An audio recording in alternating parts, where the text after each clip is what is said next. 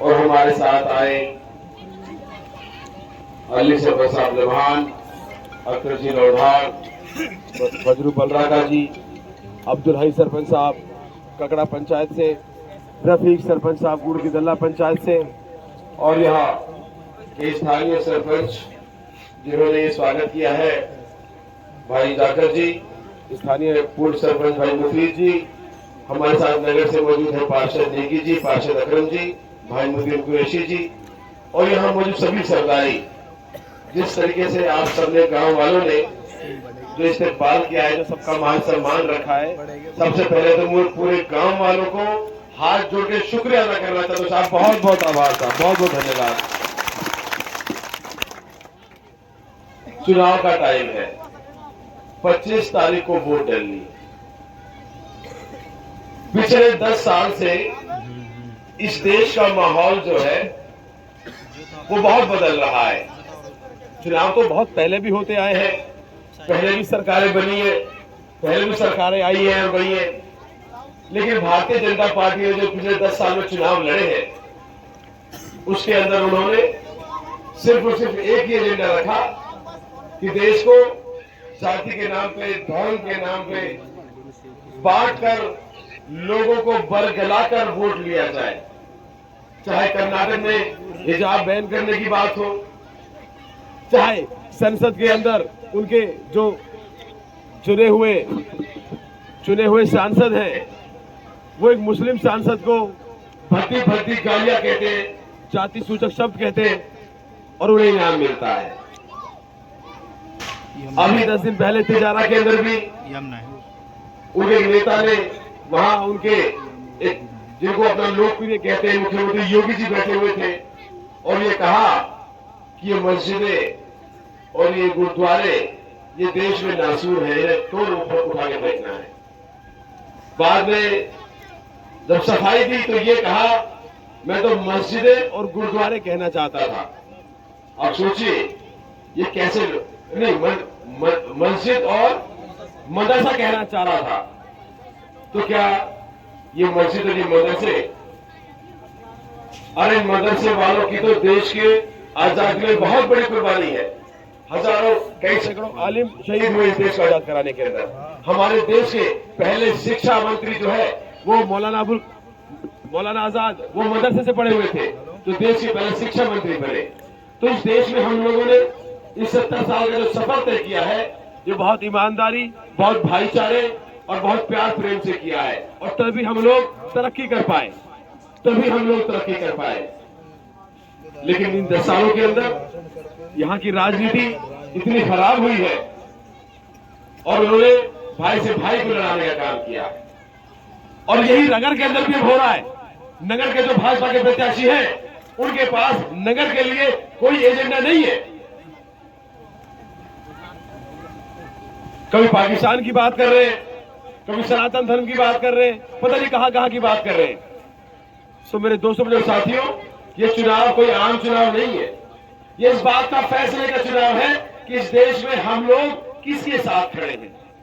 हम लोगों को कई नफरत करने वाले लोग अपने सर पे बिठाने हैं, या हम लोगों को प्यार और मोहब्बत से जीना है जैसे हम इस गांव में जीते हैं। ये गांव जीता जागता उदाहरण है। यहाँ सभी जाति बिरादरी के लोग रहते हैं बड़े प्यार और प्रेम से। जब यहाँ लाइट आती है तो सबके घरों में आती है, यहाँ बारिश होती है तो सबके घरों में होती है, यहाँ स्कूल चाहिए तो सबके परिवारों को चाहिए, यहाँ अस्पताल चाहिए तो सबको इलाज चाहिए, यहाँ बिजली घर बनेगा तो सबके काम आएगा। ये हमारी सोच है, यही हम कर सकते हैं और यही कांग्रेस पार्टी की उम्मीद है। आप लोग मेरे बड़े हो, मेरे बुजुर्ग हो, मैं आपका बेटा हूं। 2 चुनाव मैंने पहले भी लड़े और आप लोगों ने मुझे मेजॉरिटी से जिताया, यहां से डब्बे भर के भेजे, मैं विधानसभा में पहुंचा। विधानसभा में मैंने कोई ऐसा मौका नहीं छोड़ा जहां अपनी विधानसभा की आवाज न उठाई हो, और कोई ऐसा बजट नहीं गया, कोई भी ऐसा खाली बजट नहीं गया जहां नगर का नाम मुख्यमंत्री जी ने विधानसभा में न पुकारा हो कि नगर को ये दिया जाता है, नगर को ये दिया जाता है। आज हमें गर्व है कि आपकी वोटों की बदौलत नगर में सबसे बड़ा अस्पताल बन रहा है जिले का। आपकी वोटों की बदौलत 4 सरकारी कॉलेज खुले, आपकी वोटों की बदौलत 4 तहसीलें खुली है, आपकी वोटों की बदौलत आवासीय विद्यालय खुल रहे और सभी जातियां खुल रहे। रसिया में पड़ोस में 20 करोड़ रुपए में देवनारायण गुर्जर जो है वो आवासीय विद्यालय शुरू कराया हमने। अभी इमलाड़ी में सैनी समाज के लिए ज्योतिबा फुले 20 बीघा जमीन अलॉट कराई है और अल्पसंख्यक विद्यालय बालिका आवासीय विद्यालय जो है वो नगर में संचालित है। हमने काम करने में कोई भेदभाव नहीं करा, लेकिन ये लोग जब चुनाव की बारी आती है तो हम लोगों को धर्म और जाति में बांटते हैं। इनके भाषण की जो वैल्यू है वो सिर्फ 25 तारीख तक है। वोट डालने के बाद इन्हें कोई धर्म याद नहीं आएगा। ये सिर्फ और सिर्फ जो हितैषी बन रहे हैं धर्मों के, जो बांट रहे हैं छोटे बड़ों को, सिर्फ वोट के लिए बांट रहे हैं। हमें इन फिरका प्रस्तावकों का सामना करना है। हमें सच बात जो है अपने पड़ोस तक भी पहुंचानी है, अपने मोहल्ले में पहुंचानी है, अपने गांव में पहुंचानी है और भाईचारा बढ़ाना है। आज जो है 7 या 8 दिन बचे हैं। मैं आपसे गुजारिश करने आया हूं, मैं आपका बेटा हूं, आपका भाई हूं। इन 5 साल में पहली बार मैं एमएलए बना। निश्चित तौर पे बहुत सारी कमियां और कोताहियां रही हैं। अब भाई मैं भी तो नया हूं, मैं भी इंसान हूं, आसमान से नहीं उतरा। इंसान कमियां भी करता है। जो भी कोई कमी कोताही रही होगी, मैं आपको विश्वास दिलाना चाहता हूं, मैं दिल से आपको यकीन दिलाना चाहता हूं कि जो भी कोई कमी कोताही होगी वो जाने हुई होगी। हमारी नीयत किसी के लिए कमी करने के लिए नहीं है, हमारी नीयत आपकी खिदमत करने के लिए है, आपकी सेवा करने के लिए है। अभी मैं जब गांव में घुसा तो वहां कई सौ नौजवान वहां खड़े थे, तो मुझे एक दिन याद आया जब मैं चुनाव जीत के आ रहा था। जब काउंटिंग हो रही थी पिछले 5 साल पहले, तो जब सबसे पहले मैं नगर में घुसा तो यही चौराहा था जहां हजारों नौजवान लड़के आज की तरह मेरे लिए वहां खड़े थे। मुझे आज वो दिन याद आया और आज दोबारा वो वक्त है। हमें आने वाले 7 दिनों के अंदर बड़ी मेहनत करनी है। जब हम गांव में घुसे तो सैकड़ों हमारे नौजवान सभी जाति बरादरी के दिल से हमें चाह रहे थे। ये बहुत बड़ा बोझ है, बहुत बड़ा कर्ज है मेरे ऊपर। मैं दिल से चाहता हूं कि अपने भाइयों के लिए कुछ ऐसा करूं, इनकी जिंदगी बेहतर हो, यहाँ अच्छा माहौल पैदा हो। जब ये शहर में जाए तो इनकी दाढ़ी या टोपी या कृपान देखकर इनके साथ भेदभाव नहीं होना चाहिए। सबको बराबरी का हक मिले, सबको बराबरी का दर्जा मिले, कोई ऊंच नीच ना रहे किसी प्रकार से। और इन 5 सालों में मैंने कोशिश करी, इन 5 सालों में मैंने कोशिश करी कि जो सरकारी लूट अब तक होती आई थी उस पर कंट्रोल हो। फिर भी पहला कार्यकाल था, कमी रही, पर अब बहुत सारी चीजें हमने भी सीखी है। कई बार जब पूरा वक्त निकलने के बाद आदमी आगे करता है तो कमियां भी महसूस होती है और जो कर सकते थे क्या नहीं कर पाए वो भी महसूस होता है। मैं आज आपसे एक छोटे भाई और बेटे की तरह आपसे गुजारिश करता हूं कि आने वाली 25 तारीख को एक बार इस बेटे का साथ दोबारा मजबूती से दें। मैं यकीन दिलाता हूं जो कमी रही होगी इंशाल्लाह उसे भी पूरी करेंगे और एक बेहतर माहौल हमारे नगर में बनाने की कोशिश करेंगे। आज नगर के अंदर सारे विकास के काम हुए। एक्शन ऑफिस बिजली का खुला, एक्शन ऑफिस पीडब्ल्यूडी का खुला है, एडीजे कोर्ट जज हमारे नगर में बैठ गया, हमारे यहाँ सिविल लाइन नगर में चल रही है। आसपास के गांवों के अंदर भी बिजली घर बने, पशु चिकित्सालय बन रहे, बहुत से काम हो रहे।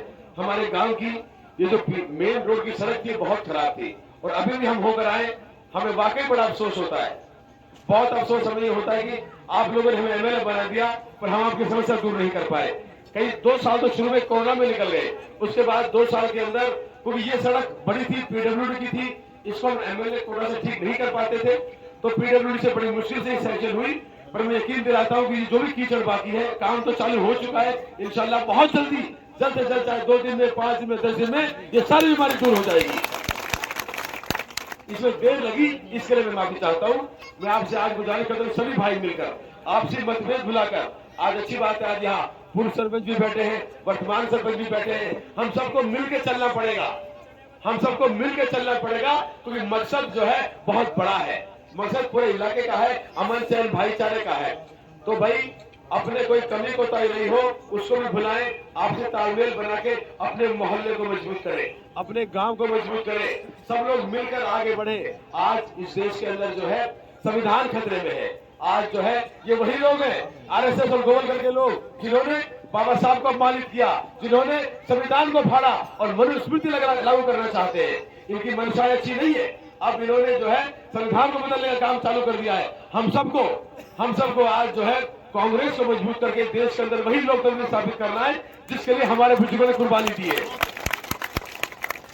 चुनाव का टाइम है, पता नहीं अब दोबारा चक्कर लगे या ना लगे, आज यहाँ जितने लोग मौजूद हैं, आप सब मेरी अपील को माने, और जो लोग मौजूद नहीं है उन तक भी मेरी अपील पहुंचाएं। एक एक वोट बहुत कीमती है। अपने पड़ोस में अपने भाइयों को, सभी जाति बिरादरी को साथ लेकर चले। मुझे उम्मीद है और मुझे यकीन है इस बार अगर आप दुआ से मैं जयपुर पहुंचा तो अब से पहले, अब से बेहतर काम हो पाएंगे। जो आपकी उम्मीद है मैं पूरी आपकी उनको पे खरा उतरूंगा। आप लोगों का प्यार और मोहब्बत मेरे साथ बहुत ज्यादा है, और खासतौर पर इन युवाओं की, इन भाइयों की, जो ये तो एक कर्ज मेरे ऊपर जिंदगी भर रहेगा। और मैं दिल से चाहता हूँ खुदा मुझे वो ताकत दे, वो कुव्वत दे, वो सलाहियत दे कि मैं इन भाइयों की मोहब्बत का कर्ज उतार सकूं। इनको अच्छा माहौल देकर, अच्छा स्कूल देकर, अच्छी चिकित्सा देकर, अच्छे रोजगार के अवसर पैदा कर, अच्छा मान सम्मान देकर। बहुत बहुत शुक्रिया, पूरे गांव का बहुत बहुत शुक्रिया। इस गांव से बहुत प्यार मुझे हमेशा से मिला है, और ये हमारे यहाँ का इलाके का बहुत बड़ा गांव भी है। यहाँ की आवाज आसपास भी जाती है। तो भाई आप लोगों के लिए मेरे दिल में बहुत बड़ी जगह है। कोई कमी कोताही रही हो तो मैं हाथ जोड़ के दोबारा माफी मांगता हूँ। इस बेटे का साथ दे, इस भाई का साथ दे।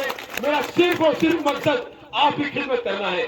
न लोभ न लालच, कोई लालच नहीं है, कुछ किसी प्रकार की कोई मुझे बहुत किसी कोई जरूरत नहीं है। सिर्फ और सिर्फ मौका चाहता हूँ आपकी खिदमत करने का, आपकी सेवा करने का, आपके कंधे से कंधा खड़ा होने का, आपकी ढाल बनने का। अस्सलाम वालेकुम, नमस्कार, जय हिंद।